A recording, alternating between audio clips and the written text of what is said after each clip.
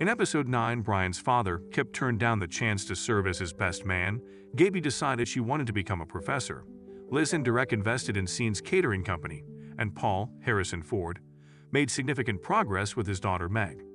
After spending Tia's, Lillian Boughton, birthday paying tribute to her remembrance, Jimmy also made a significant decision and took off his wedding band.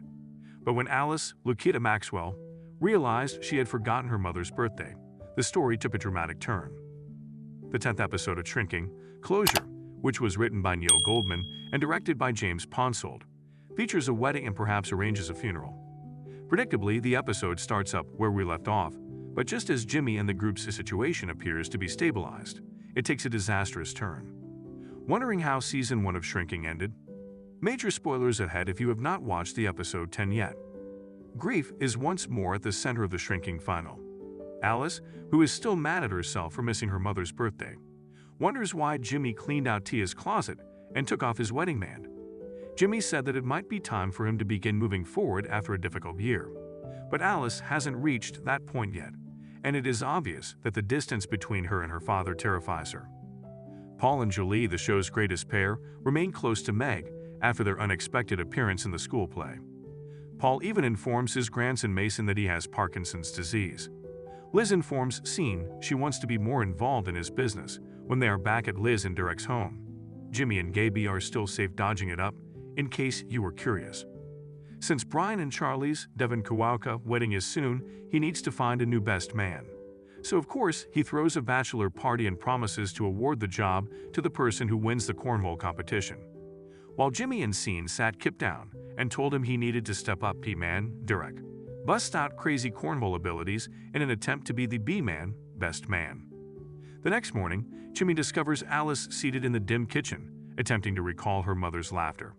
She confesses, "I feel myself losing little pieces of her," and he assures her that he will be available whenever she needs to speak. Jimmy complains to Paul at work about how frustrating it is to have so much expert training, but not be able to comfort Alice. Paul then gives him a hug, so he doesn't remain down for very long. Liz takes drastic action after retired Derek, a wealth of knowledge and counsel, nonchalantly informs her that Jimmy and Gaby have been fucking for a month.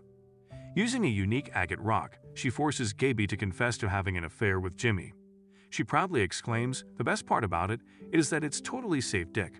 But is it? Is that true?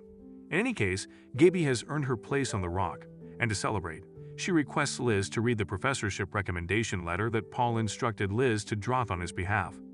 Liz is outraged that this adult, fedora-wearing, Doritos lover won't approach Gaby on his own, so she decides to take things into her own hands and visit Jimmy, who is currently having an eye-opening conversation with Grace.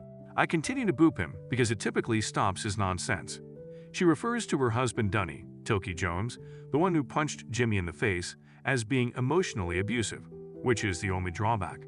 If he says, "Your eggs are too runny," I think it's a good thing we aren't having breakfast on a cliff, because I would push him off and say, "Your brains are too runny, bitch," as I watched his skull split open.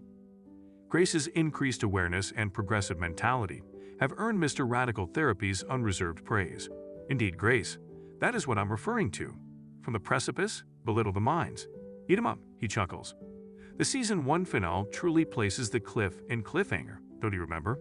We'll go back to that later. We currently have a silver fox to scream at.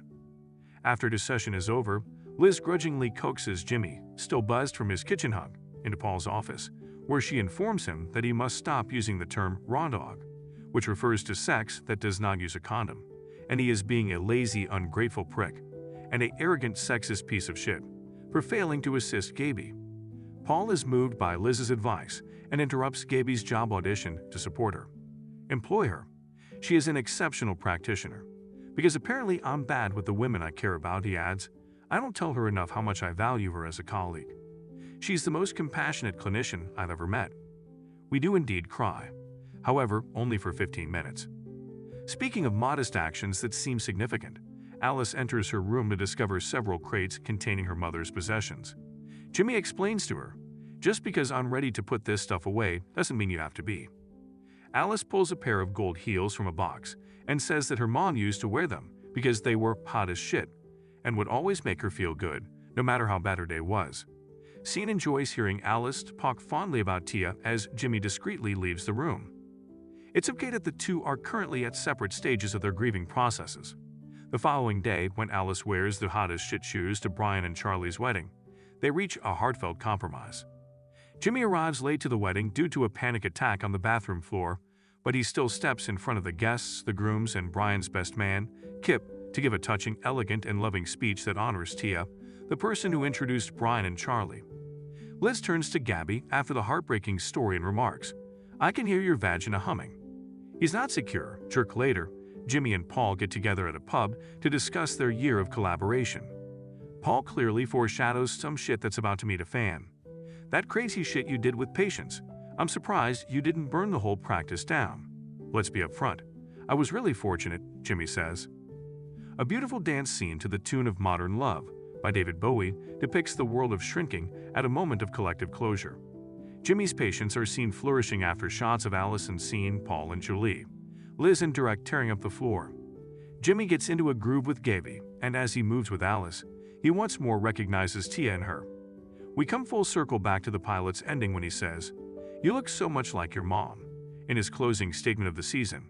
Since then, there has been so much development, and just when we start to feel confident that everything will be okay, we are suddenly transported to a hiking path where Grace and Dunny are arguing.